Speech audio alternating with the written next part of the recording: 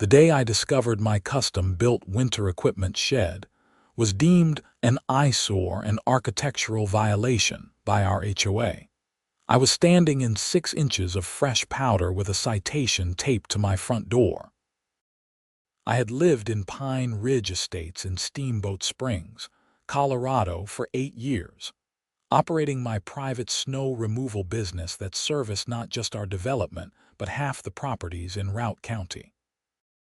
That little shed held everything I needed to keep our neighborhood accessible during the brutal winter months, and apparently, someone had finally noticed it existed.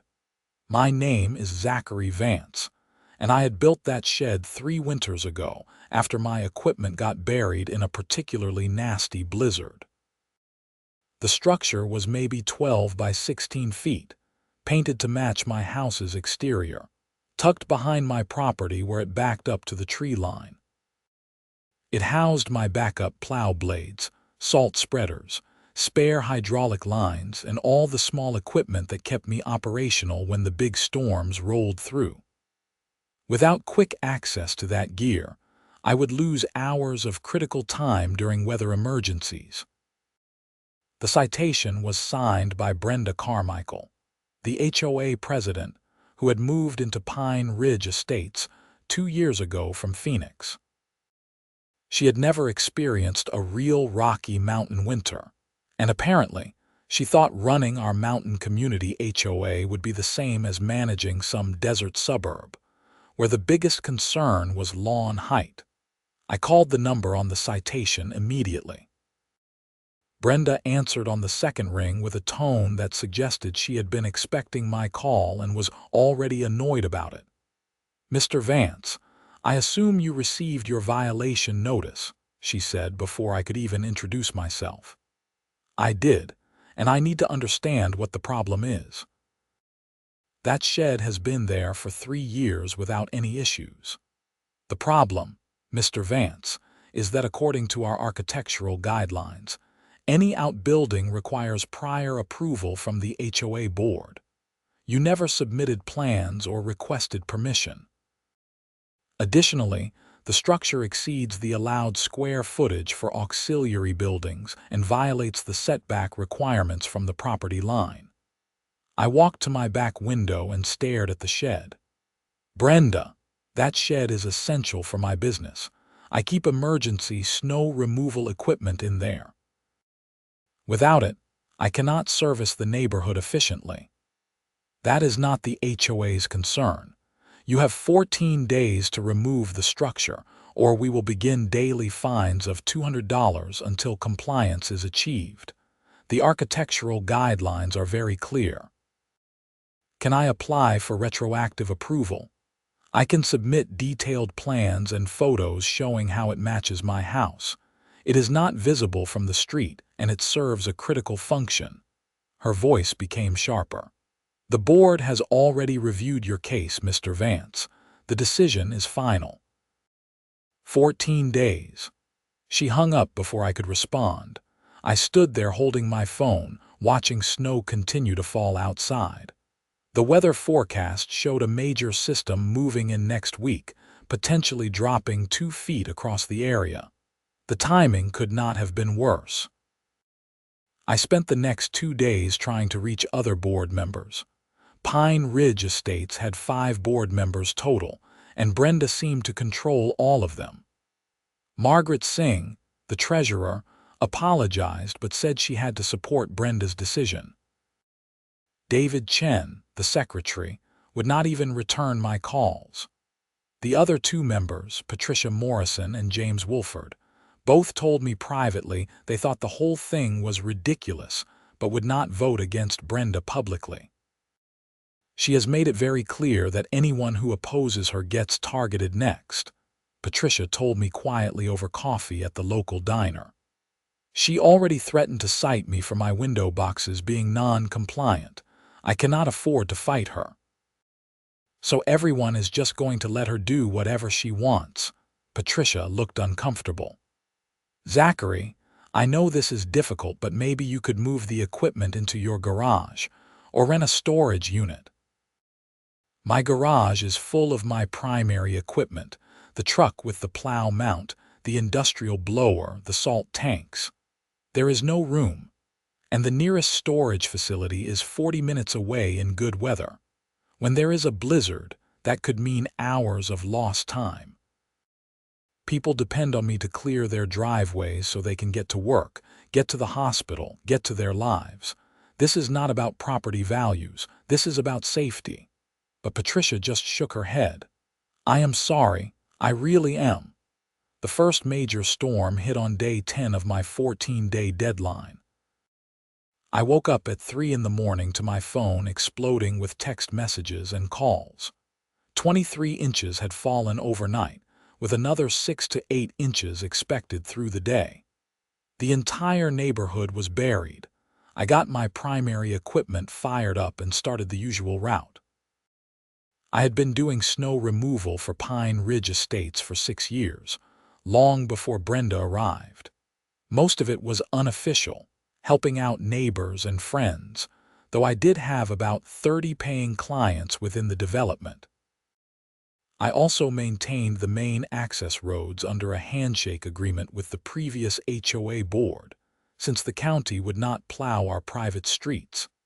Everything went fine until about 7 in the morning when a hydraulic line on my truck-mounted plow burst. This was exactly the scenario my shed was built for. I needed a replacement line, which I had 3 of hanging on hooks in the shed, along with the tools to install it quickly. The repair would take maybe 30 minutes, and I would be back in operation. But when I pulled up to my house, Brenda's silver Mercedes was parked in my driveway, blocking access to my backyard. She was standing next to my shed with another woman I did not recognize, taking photographs with her phone. "What are you doing?" I called out, jumping down from my truck. "Documenting your continued non-compliance," Brenda said. "Today is day 10. You have 4 days remaining.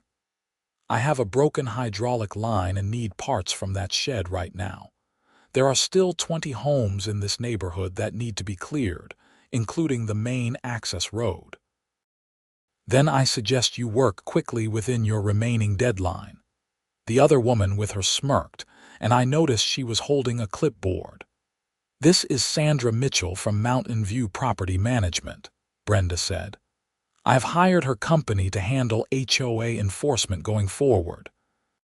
Sandra, please note the continued violation and the apparent commercial activity being conducted from this residence." "Commercial activity?" I stared at them. "I am trying to keep the neighborhood safe. You are running a business from your home, which violates our residential use covenants. I have been documenting the commercial traffic, the industrial equipment stored in your driveway, and the fact that you are clearly using this property as a base for your for-profit snow removal service. 30 people in this neighborhood pay me to clear their driveways. Another 50 people I help for free because it is the right thing to do. The HOA does not maintain our streets, so I do it. You want to talk about violations? Check the original HOA bylaws. The association is required to maintain common areas and roadways. When is the last time those got plowed?" Brenda's face flushed.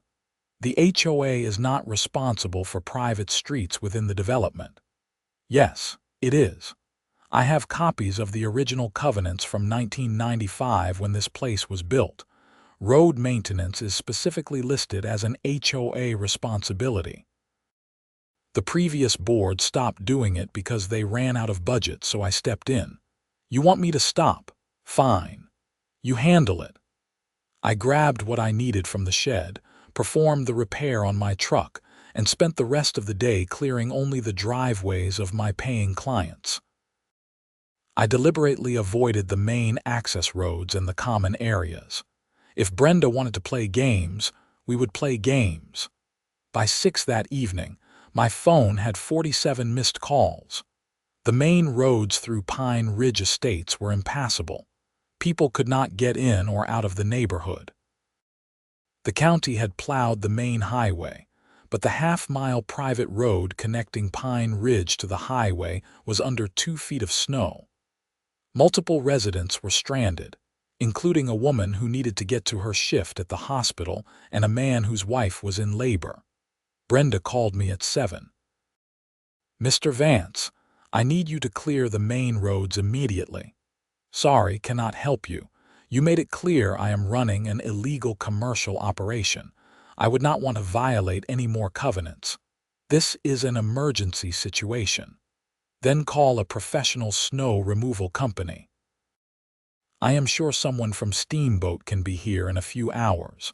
Probably cost you a couple $1,000s for emergency service, but that is not my problem. You have a responsibility to this community." I actually laughed. I had a shed that was my responsibility to this community. "You are making me tear it down. So now the community is your responsibility. Good luck." She sputtered something about legal action and hung up. I poured myself a bourbon and watched the snow continue falling outside. By 9 that night, it became an actual crisis. An ambulance could not reach a house on Elk Ridge Drive where someone was having a heart attack. The EMS had to park at the highway and hike in with equipment. The man survived, thankfully, but it took an extra 20 minutes to get him care. 20 minutes that could have killed him. I did not sleep that night. Not because of guilt, though I felt plenty of it, but because I knew this was going to get worse before it got better. The next morning brought angry neighbors to my door. First was Roger Templeton, a retired engineer who lived 3 houses down. "Zachary, what the hell is going on? Why did not you plow the roads last night?" I explained the situation with Brenda and the HOA. Roger's anger immediately shifted direction. "That is the stupidest thing I have ever heard. Your shed. She is going after your shed, in the middle of winter. She does not understand how things work up here. She thinks this is some suburb in Phoenix where the biggest problem is someone painting their house the wrong shade of beige." More neighbors showed up throughout the morning. Some were angry at me. Others were angry at Brenda.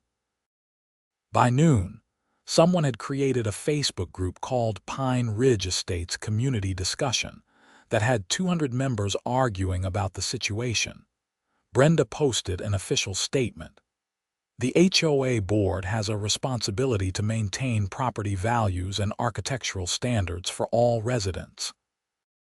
Mr. Vance was given ample opportunity to comply with clearly stated regulations. His refusal to follow the rules and his subsequent abandonment of his snow removal services is regrettable, but the board cannot make exceptions based on personal convenience."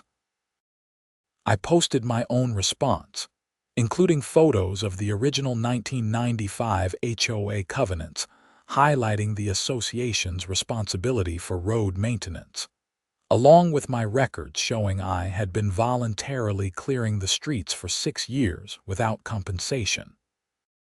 I will happily continue helping my neighbors who have always supported me, but the HOA leadership has made it clear that my assistance is not welcome. Please direct your questions about street clearing to the board. The Facebook group exploded. People started digging into Brenda's tenure as HOA president. Apparently, this was not her first controversial action. Since taking over, she had issued citations for holiday decorations being up 2 days past the allowed period, fined multiple residents for lawn violations during the summer drought, and had tried to ban pickup trucks from being parked in driveways because they were not aesthetically appropriate. That afternoon, a professional snow removal company from Steamboat Springs showed up and started clearing the main roads. They did a decent job, though it took them 4 hours and cost the HOA $3,800 according to the gossip that spread through the neighborhood. Several people pointed out that I had been doing it for free for years. On day 12 of my deadline, I received a certified letter from Mountain View Property Management on behalf of the HOA. The letter stated that, in addition to removing my shed, I was now being fined for operating a commercial business from my residence, storing commercial vehicles in my driveway, and violating noise ordinances during early morning snow removal operations. The total fines came to $8,000, with an additional $200 per day until all violations were corrected. I called my lawyer that afternoon. His name was Frank Dawson, and he had handled the closing when I bought my house. He listened to the whole story without interrupting. "How solid are these HOA covenants they are citing?" he asked when I finished. Their architectural guidelines were updated 2 years ago, right after Brenda took over. The original 1995 covenants were much more flexible. She basically rewrote everything to give the board more control. Did the changes go through proper channels? HOA covenant amendments typically require a vote by the membership, usually 2/3 or 3/4 majority depending on the original bylaws. I paused. "I do not know. I would have to check." "Do that. Also, send me copies of everything. The original covenants, the amended guidelines, all the citations and letters, your documentation of providing snow removal services, and anything showing the HOA's responsibility for road maintenance. If they are trying to fine you $8,000 plus daily penalties, we need to respond officially." The next morning brought another storm. This one was lighter, only 6 inches, but it started at 4 in the morning and came with high winds that created serious drifting. I cleared my paying clients but again avoided the main roads. By 8, the Facebook group was melting down. People could not get to work. Kids could not get to school. The professional snow removal company had told the HOA their contract was for emergency service only, not daily maintenance, and they could not commit to regular clearing without a seasonal contract that would cost $30,000. One of my clients, Grace Jenkins, posted a long message defending me. Grace was a widow in her 70s who I had been helping since her husband died 4 years ago. "Zachary Vance has been plowing my driveway every storm for 4 years. He refuses to take payment. He checks on me after every snowfall to make sure I have power and supplies. Last February, when I fell and broke my hip, he was the one who hiked through a blizzard to bring me groceries while I was recovering. This man is what makes Pine Ridge Estates a community, and the HOA is driving him away. Shame on Brenda Carmichael and anyone who supports this nonsense." The post got 300 likes and started a wave of similar testimonials. People shared stories of me helping them move furniture, lending them equipment, giving their kids summer jobs learning equipment maintenance. I had no idea my neighbors felt that way, and reading their comments made the whole situation even more frustrating. Brenda posted another official statement that evening, calling the social media posts harassment and defamation, and threatening legal action against anyone who continued spreading false information about the board's decision-making process. That was apparently the last straw for a lot of people. The next day, a petition started circulating to recall Brenda and the entire HOA board. According to the original bylaws, which someone had finally dug up from the county records, a recall required signatures from 40% of homeowners. Pine Ridge Estates had 247 homes, so they needed 99 signatures. They had 130 signatures by the end of the first day. Brenda responded by scheduling an emergency HOA meeting at the community center, mandatory for all homeowners. The meeting was set for Saturday evening, which gave everyone 3 days to prepare. The Facebook group became a strategy session, with people sharing talking points and evidence of various HOA overreaches. Frank called me on Friday with interesting news. The architectural guideline amendments were never properly ratified. Brenda and the board at the time passed them with a simple majority board vote, but the original covenants require a 67% vote by the full membership for any amendments. Legally, those new guidelines are invalid. You are actually in compliance with the 1995 covenants. So all of this has been for nothing, worse than nothing. The HOA has been issuing violations and fines based on rules that have no legal standing.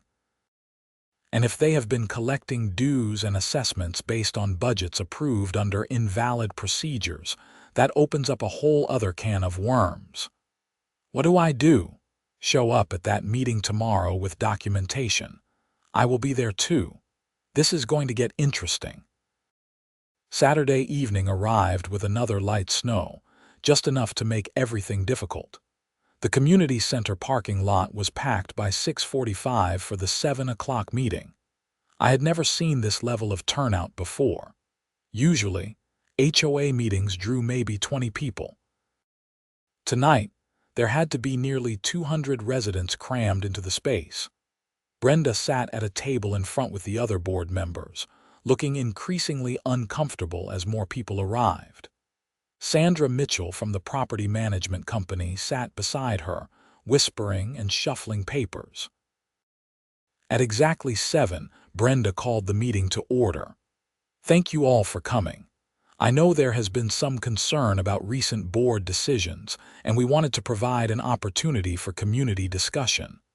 We want you to resign, someone shouted from the back. Multiple people applauded. Brenda's face went red. That is not how these meetings work. There will be time for public comment, but we need to follow proper procedures. Roger Templeton stood up. Speaking of proper procedures, Brenda, can you explain how the architectural guidelines were amended in 2023? What was the vote count? That was a standard board action, approved by majority vote. The bylaws require a 67% vote by the full membership for covenant amendments. Did that happen? Brenda looked at Sandra, who was flipping through papers. The board has the authority to create and enforce community standards, Sandra said. That is standard HOA practice. Frank stood up from his seat near the back. I am Frank Dawson, attorney. I represent Mr. Vance, but I think this concerns everyone here. According to the original covenants filed with Routt County in 1995, any amendment requires a 2/3 supermajority vote by homeowners. Board approval alone is insufficient. If the 2023 amendments were not properly ratified, they are legally invalid. The room erupted in conversation. Brenda banged a gavel that no one knew existed.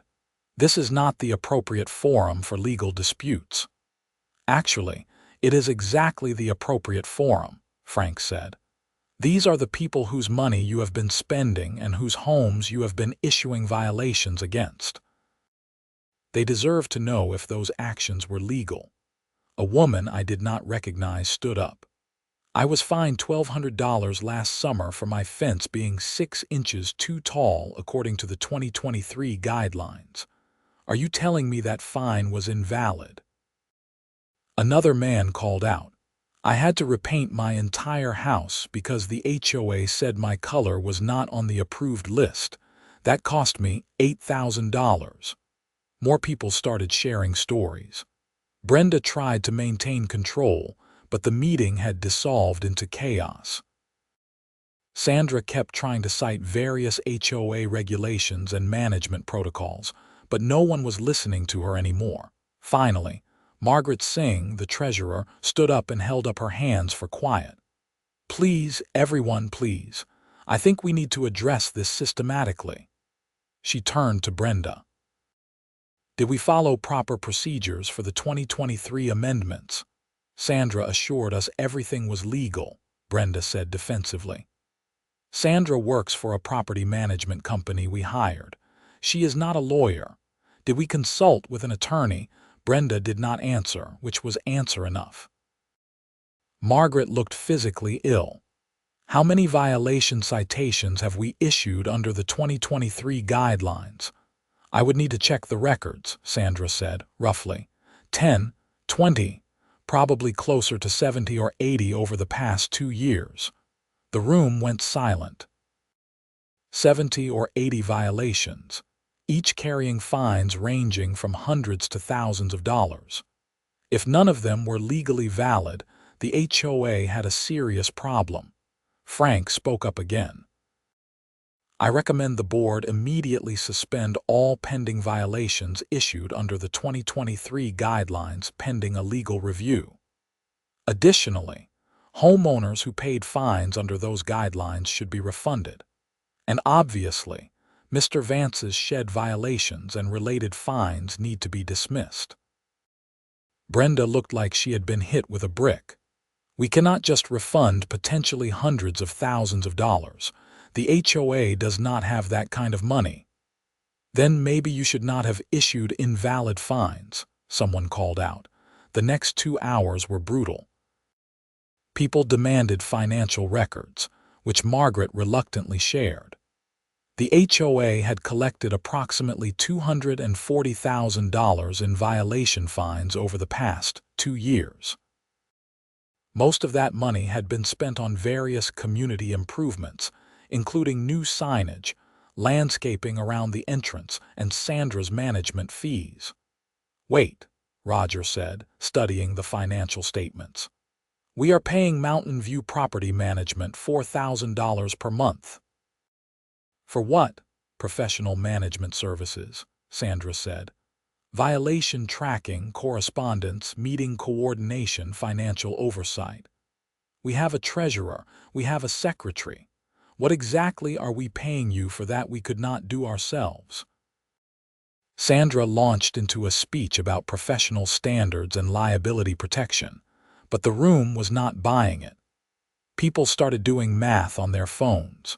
$48,000 per year for management services that the previous volunteer board had handled for free. Who approved this contract? Someone asked. The board voted on it, Brenda said. Did the membership vote on it? Margaret checked the bylaws. Contracts over $25,000 require membership approval. We should have put this to a vote. Brenda was sinking in quicksand and she knew it. This is ridiculous. Every HOA has professional management. This is how communities maintain standards. By making up fake rules and fining people illegally. Grace Jenkins was on her feet, and despite being 73 years old, her voice carried through the room. You tried to destroy a good man's livelihood because he built a shed to help this community. You have been bullying and fining everyone for 2 years based on rules you had no authority to create. I move that we vote right now to recall the entire board. That requires proper notice and procedures, Sandra said. Actually, Frank said, pulling out a document. According to the bylaws, a recall vote can be held at any properly noticed membership meeting when supported by petition from 40% of homeowners. This meeting was properly noticed to all members, and I understand there is a petition with more than sufficient signatures. Roger produced the petition, now with 147 signatures. I think we have the necessary support. Brenda tried to shut down the meeting, but she no longer had control. A recall vote was organized with paper ballots distributed and counted in full view. The vote was not even close. All 5 board members were recalled with over 80% support. An interim board was immediately elected from volunteers, with Roger as temporary president and Margaret staying on as treasurer since she was the only one who knew where all the financial records were kept. One of their first actions was to vote unanimously to dismiss all of my violations and fines. The second action was to terminate the contract with Mountain View Property Management effective immediately. Sandra tried to argue that her contract had an early termination penalty, but Frank pointed out that since the contract was never properly approved by the membership, It was probably invalid anyway. Sandra and Brenda left the meeting together, both looking furious. I thought that was the end of it. I was wrong. 2 weeks later, Frank called me with concerning news. Brenda is suing you personally. She is also suing the HOA. On what grounds? She claims defamation, harassment, and intentional infliction of emotional distress. She is claiming that you organized a conspiracy to remove her from the board and damaged her reputation in the community. I sat down heavily. That is insane. I did not organize anything. People were angry about her decisions. I know, and her lawsuit is probably going nowhere. But there is something else. The district attorney's office contacted me. They are investigating potential embezzlement and fraud related to HOA funds. What? By who? Probably Brenda and Sandra. The new board did a detailed audit of the finances, and there are some serious irregularities. About $80,000 in violation fines that were supposedly collected but never deposited into the HOA accounts. The money just vanished. Over the next month, the investigation unfolded. State investigators discovered that Brenda and Sandra had created a scheme where violation fines were paid to Mountain View Property Management instead of the HOA directly. Sandra's company would then kick back a portion to Brenda personally. The two women had split approximately $93,000 over 2 years. Additionally, the investigation found that many of the violations had been fabricated or exaggerated. Photographs had been altered to make minor issues look more serious. In some cases, violations were issued for problems that did not actually exist, with residents paying fines rather than fight the HOA. The district attorney filed charges against both women in early March. Brenda was charged with theft, embezzlement, fraud, and abuse of authority. Sandra faced similar charges plus additional counts related to her company's business practices. Apparently, Pine Ridge Estates was not the only HOA where she had run this scam. The preliminary hearing was in April. I attended along with about 50 other residents from Pine Ridge. Watching Brenda sit at the defendant's table in an orange jumpsuit was surreal.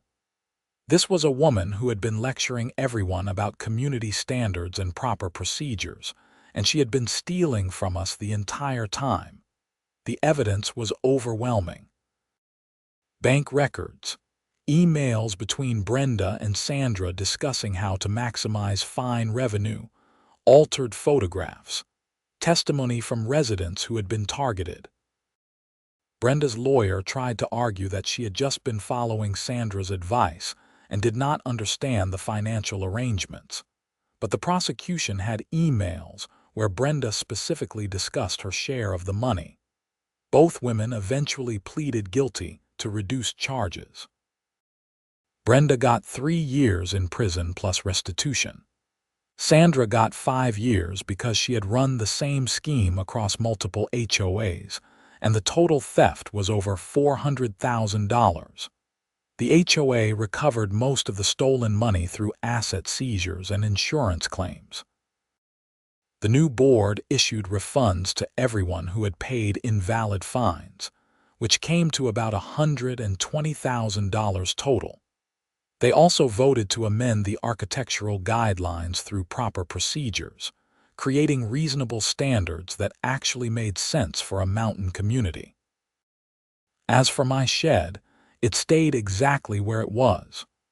The new board even passed a specific provision allowing equipment storage structures for businesses providing community services. They also approved a small budget to pay me a stipend for maintaining the main roads during winter, though I continued helping individual neighbors for free. The whole experience changed how Pine Ridge Estates operated. Meeting attendance stayed high. People paid attention to board decisions. The community became more connected, with regular social events and better communication. The Facebook group evolved from a complaint forum into an actual community resource. I ran into Grace Jenkins at the grocery store in May after the snow had finally melted and spring was arriving in the high country. She gave me a huge hug. "You saved this neighborhood, Zachary. You know that, right?" "I just wanted to keep my shed," I said. "You did more than that. You stood up to a bully, and you showed everyone else they could stand up too. This place is better because you did not back down." Maybe she was right. I had been so focused on the immediate problem, the violations and fines and threats, that I had not seen the bigger picture.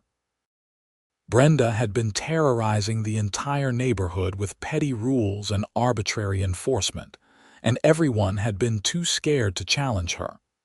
My shed had just been the breaking point where people finally said enough. That summer was peaceful. I kept running my snow removal business, preparing equipment for the next winter. The new board proved to be reasonable and competent, making decisions that actually benefited the community instead of just asserting authority. Property values stayed stable despite all the drama, probably because people actually wanted to live in a place where neighbors helped each other instead of being ruled by a tyrant with a gavel. In August, we had a neighborhood barbecue at the community center. Nearly every household showed up, including families I had never met before. Roger gave a short speech thanking everyone for their involvement and participation in turning the community around. Then he turned to me.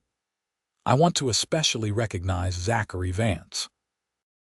His willingness to stand up for what was right, even when it cost him personally, reminded all of us what this community should be about. Zachary, we owe you more than we can repay." Everyone applauded. I felt embarrassed by the attention, but also grateful. These were my neighbors, my friends, the people I shared this mountain community with. We had been through something difficult together and come out stronger. As autumn arrived and the aspen trees turned gold across the mountains, I started preparing for winter again. I stocked my shed with fresh supplies, serviced all my equipment, and made sure everything was ready for the first big storm. The shed looked exactly the same as it had the previous year, but now it had a small plaque next to the door that Roger had made as a joke. It read, "Authorized by the HOA, approved by common sense." I kept that plaque up because it represented something important. Rules and regulations have their place, but they should serve the community, not control it. HOAs exist to maintain property values and resolve disputes, not to give petty tyrants a platform for harassing their neighbors. The first major storm of the season hit in November, dumping 18 inches overnight. I was out at 4 in the morning as always, clearing driveways and roads, making sure people could get to work and school and wherever else they needed to be. My equipment ran perfectly, and when I needed a spare part halfway through the morning, I walked to my shed and grabbed it in 30 seconds. As I drove through the neighborhood that day, watching the community come to life despite the heavy snow, I realized that this was what I had been fighting for all along. Not just a shed, but the ability to serve my neighbors the way this harsh mountain environment required. Colorado winters do not care about architectural guidelines or property aesthetics. They care about preparation, equipment, and people willing to help each other survive and thrive despite the conditions. That evening, after finishing all the snow removal and checking on my elderly clients to make sure they were safe, I sat in my living room with a hot coffee and looked out at the winter landscape.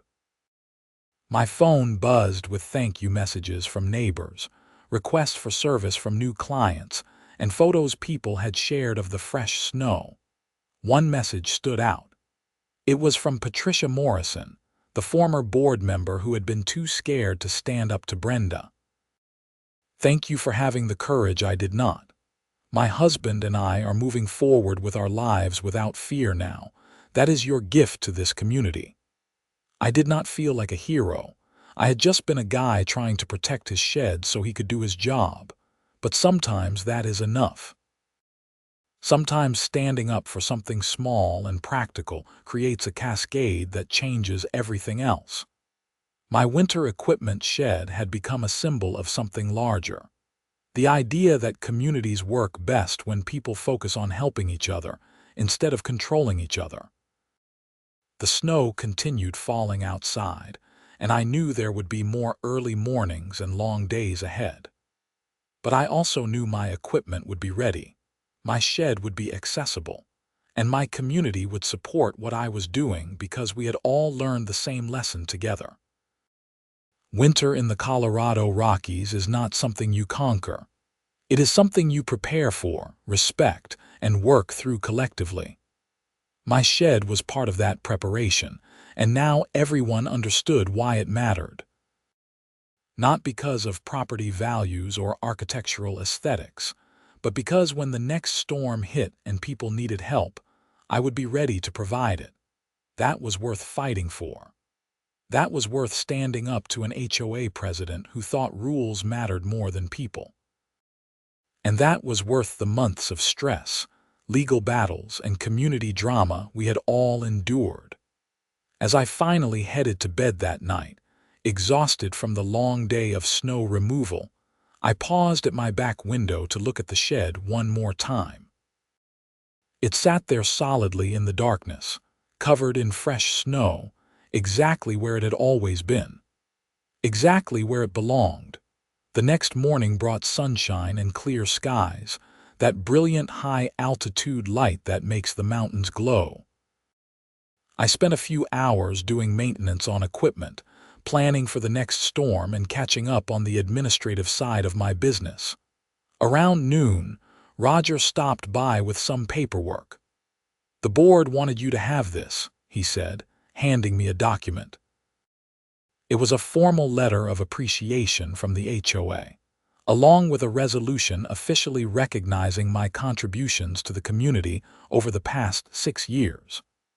"We are also exploring options to hire you formally as a contractor for road maintenance.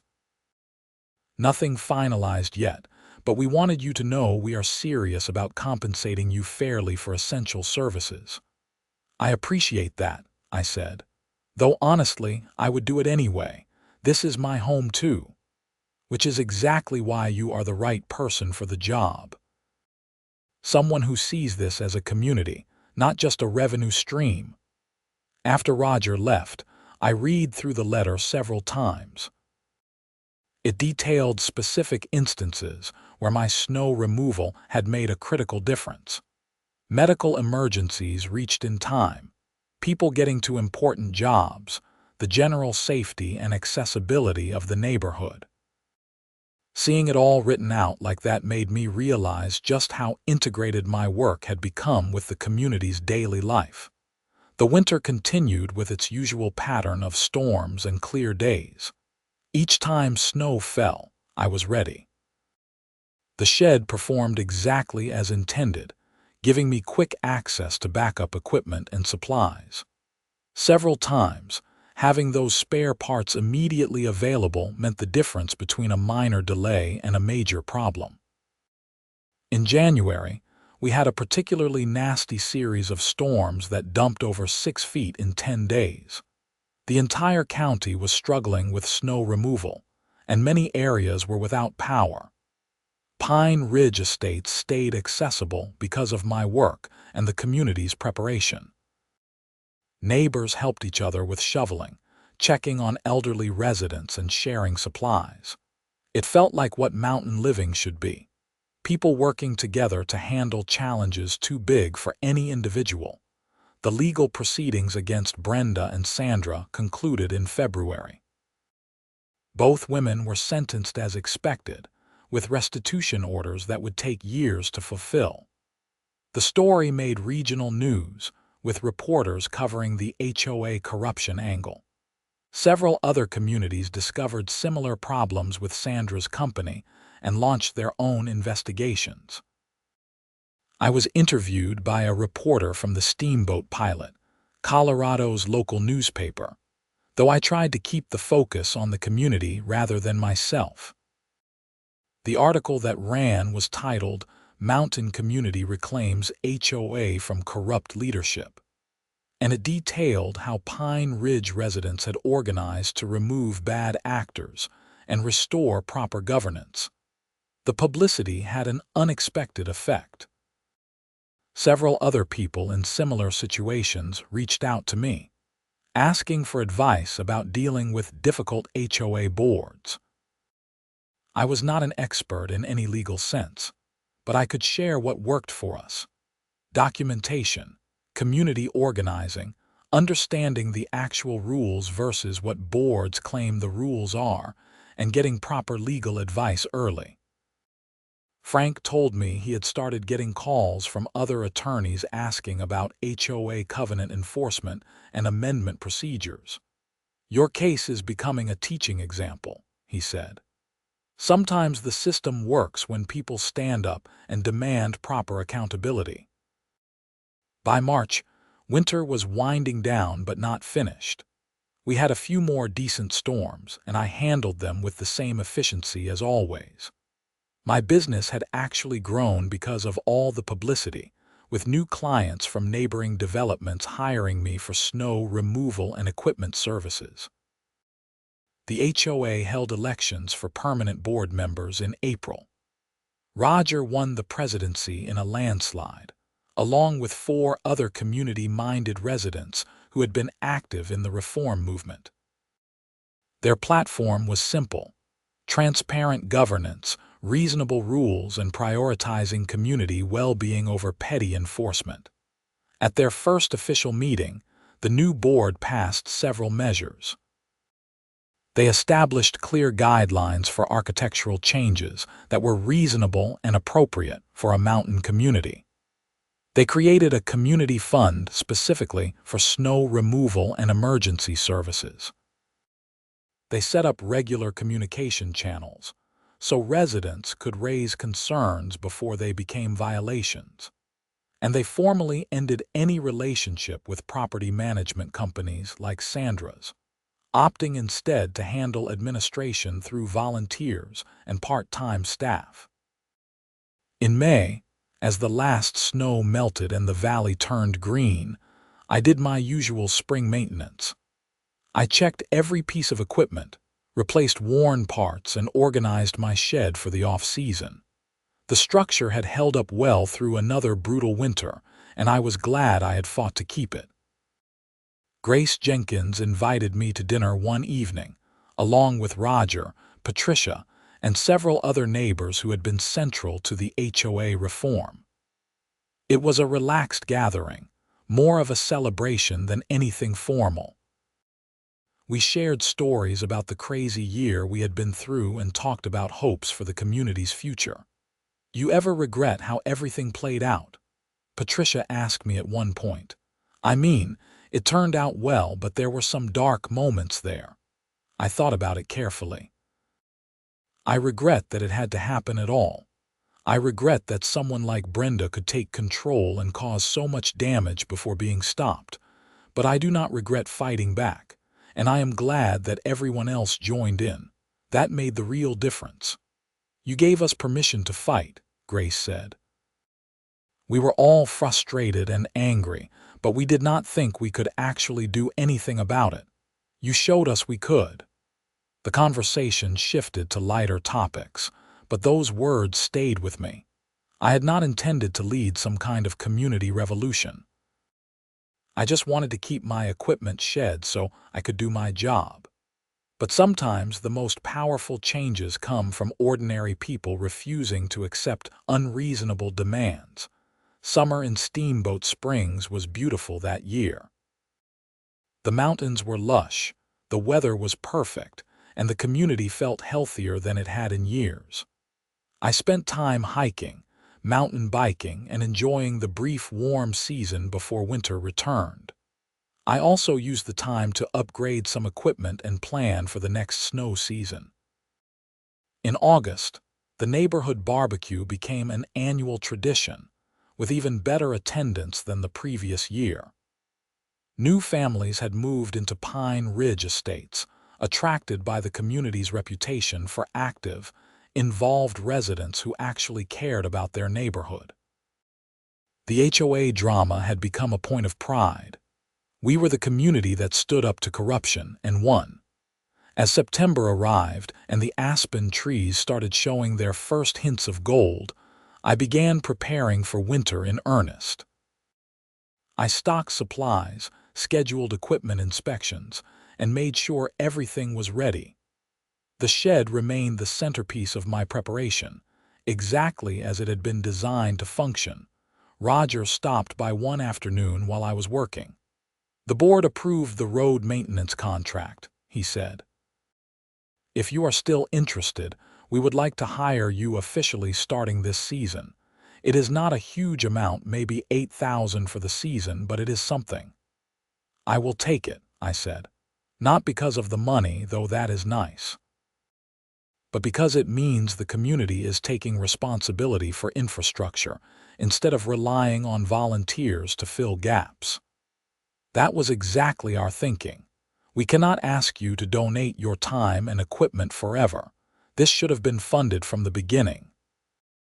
That winter was smoother than any in recent memory. Storms came and went, and I handled them efficiently with my well-maintained equipment and accessible shed. The community had settled into a good rhythm, with clear expectations and proper support for essential services. I did not have any more encounters with HOA enforcement officers demanding I remove critical infrastructure. I did not receive any bogus violation citations. I did not face any arbitrary fines. The new board operated the way an HOA should, addressing actual problems, maintaining common areas, and staying out of people's way unless there was a legitimate issue. By the time spring arrived again, Pine Ridge Estates had completed its transformation. We had gone from a neighborhood terrorized by petty bureaucracy to a genuine community where people knew and helped each other. The HOA served its proper function without overreach. Property values remained strong, and most importantly, people actually enjoyed living there. Looking back on everything that had happened, I realized the fight over my shed had been about something much larger than winter equipment storage. It had been about whether a community would be defined by arbitrary rules or by mutual support, whether an HOA would serve residents or control them, whether people would stand up for common sense or surrender to bureaucratic intimidation. We chose to stand up, and it made all the difference. My shed remained exactly where it needed to be, serving its essential function every winter. But more than that, it stood as a reminder that reasonable people can push back against unreasonable authority, and that communities work best when they focus on helping each other rather than finding new ways to issue violations. The equipment shed was still there, solid and functional, exactly where I had built it 3 years earlier. It weathered every storm, kept my equipment accessible, and allowed me to serve my neighbors effectively. It was never about architectural aesthetics or property values. It was about preparation, community service, and having the tools necessary to help people when they needed it most. And that was worth fighting for. Every time.